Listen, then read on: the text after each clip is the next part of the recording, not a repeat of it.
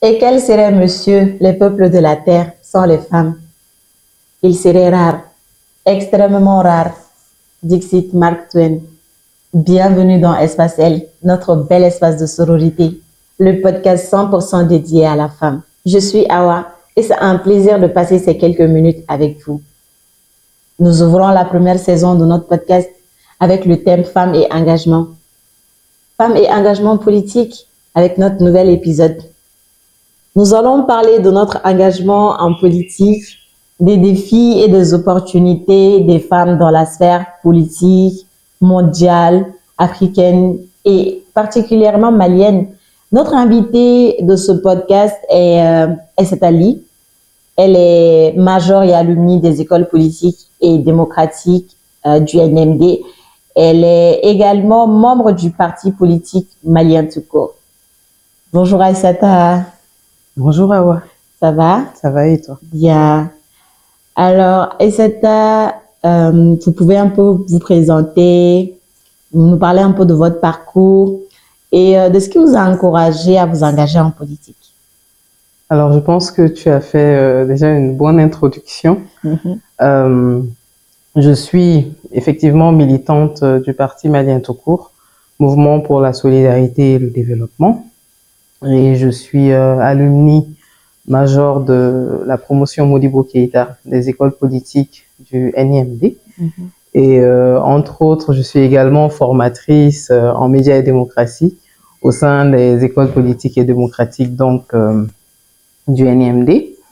Alors, mon engagement politique date quand même des années 2007-2010.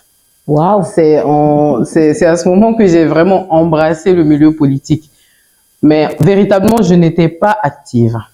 J'ai connu le milieu politique avec le parti Avenir et Développement du Mali. Et c'est un milieu qui m'a, je dirais, qui m'a tout de suite passionnée.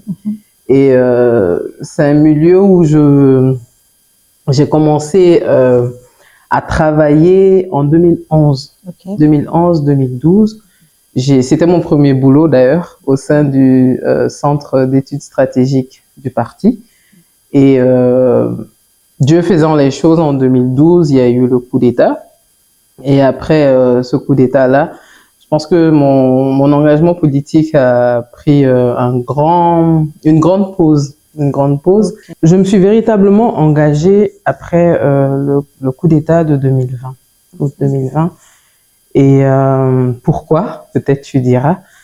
Parce que après les élections de 2013, les Maliens ont véritablement élu le président Ibeka et on avait énormément d'attentes pour ce régime-là.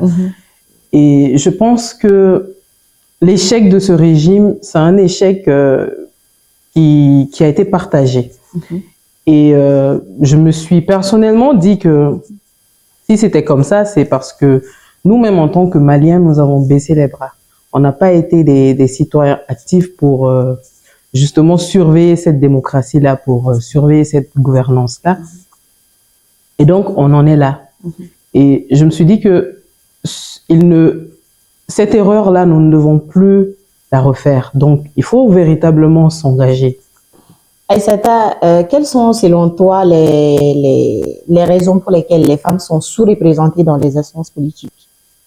Alors, tu sais, Awa, on est dans un pays où il y a beaucoup d'appréhension et les stéréotypes de genre font que les femmes sont perçues comme une catégorie de la population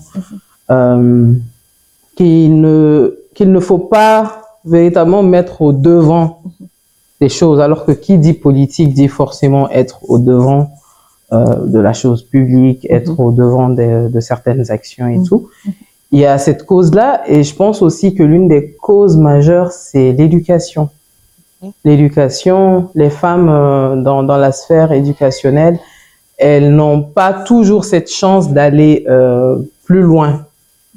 Plus loin. Et c'est aussi le poids social, le poids religieux, le poids de nos coutumes, de nos traditions, qui fait que les femmes en général, elles préfèrent rester derrière.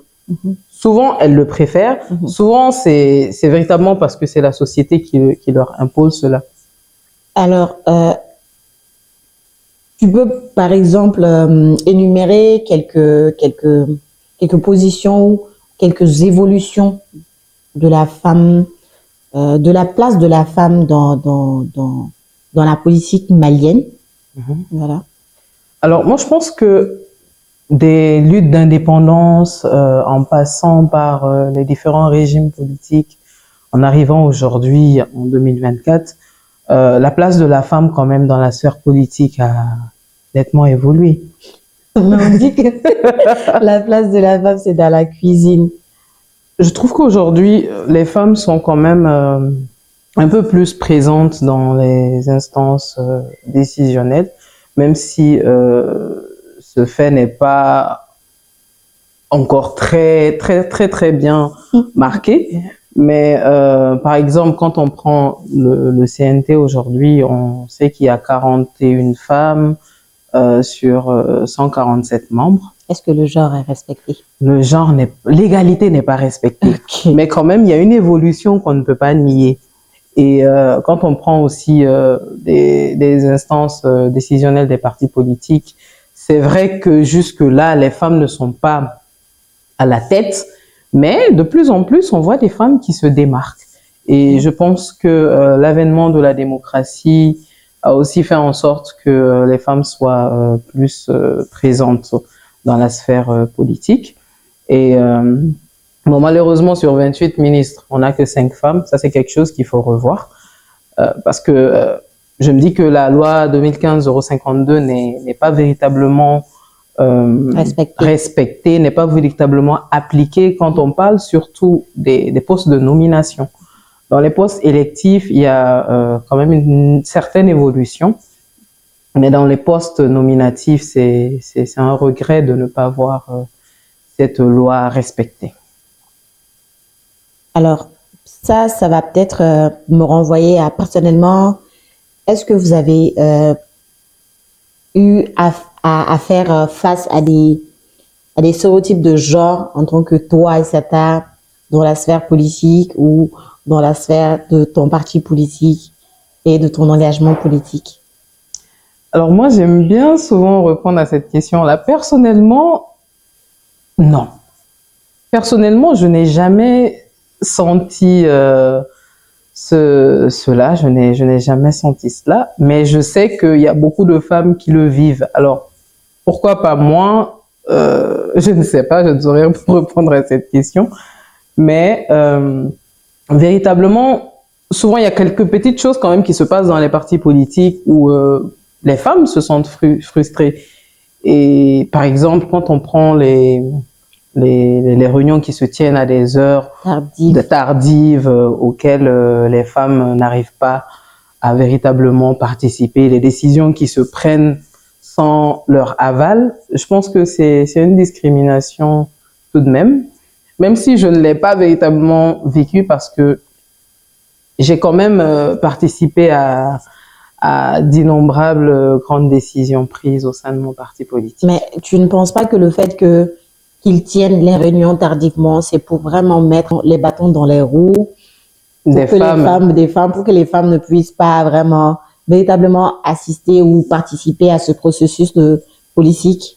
Oui, un peu quand même, parce que quand on connaît comment la société est, comment c'est tellement mal vu de voir une femme à n'importe quelle heure dehors, ça peut être perçu comme cela, comme une manière de les discriminer un peu. Ça peut être perçu comme cela. Ok. Selon toi, quel est le leadership féminin en politique? Le leadership féminin en politique, c'est le leadership féminin comme il est dans n'importe quelle sphère. C'est la capacité qu'a véritablement une femme ou un groupe de femmes de porter un idéal politique, de diriger, de prendre des décisions, de porter des projets, d'impacter, surtout d'impacter la vie d'autres femmes, la vie d'autres jeunes, la vie d'autres hommes. Voilà, cette capacité d'impacter véritablement. Pour moi, le leadership est forcément lié à l'impact qu'il a sur la vie d'autres personnes. Ok. Alors, pensez-vous que l'égalité des genres, on vient d'en parler tout à l'heure. Alors, pour toi, l'égalité des genres est vraiment un objectif atteignable dans le temps, réalisable dans un avenir proche, dans la vie politique du Mali? Parce que le genre est vraiment important, oui. surtout avec la loi 2015-52. Voilà. Alors, parler d'égalité dans un pays comme le Mali où le poids social des coutumes, des traditions, le poids des religions est vraiment lourd. Je pense que c'est un objectif, en fait, c'est un objectif qu'on se fixe, mais il ne faut pas se leurrer. Je ne suis pas de ceux qui pensent que l'égalité soit un objectif atteignable dans les 10 ou 20 prochaines années. Et pourtant... Non, sincèrement, je ne le pense pas. Je ne le pense pas. Je ne le pense pas. Peut-être sur la durée, parce que bon, les droits des femmes, c'est quand même... c'est un combat qu'il faut mener perpétuellement sur la durée, en impactant sur l'éducation de la jeune fille, en éduquant aussi le jeune garçon à faire en sorte que ce jeune garçon, en grandissant, sache que son égal, la femme est son égal. Parce que dans notre constitution, c'est clairement dit. Tous les êtres humains sont égaux. On est égaux, on est avec les mêmes droits, avec les mêmes devoirs vis-à-vis de notre nation. Donc, c'est pas inatteignable, mais il faut beaucoup d'engagement, il faut beaucoup de travail pour atteindre cette égalité-là.